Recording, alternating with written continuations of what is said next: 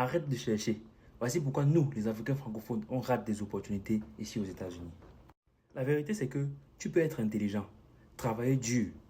Mais si ton anglais ou ta façon de t'exprimer est trop bancale ici, tu rates des opportunités que d'autres prennent avec des fautes d'enfants. Et c'est ça qui fait mal. Voici 4 vérités qui piquent. Si tu n'aimes pas le piment, laisse pas. Nous, on veut parler parfait. Pour les autres communautés, ils parlent cash.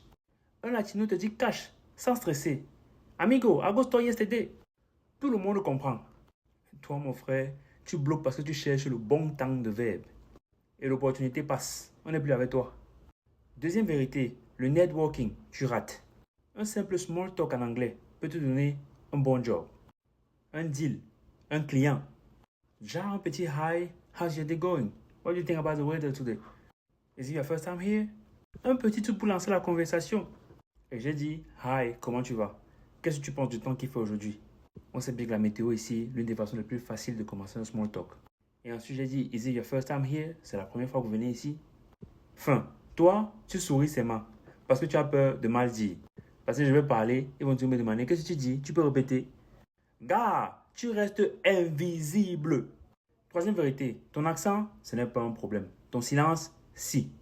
Eux, ils gardent leur accent mexicain, chinois, arabe. Mais ils avancent.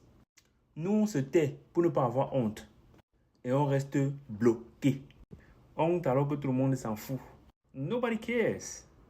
Quatrième vérité, les Américains respectent l'effort, pas la perfection. Quand je dis que je partais à l'école ici, je ne comprenais pas, je ne parlais pas.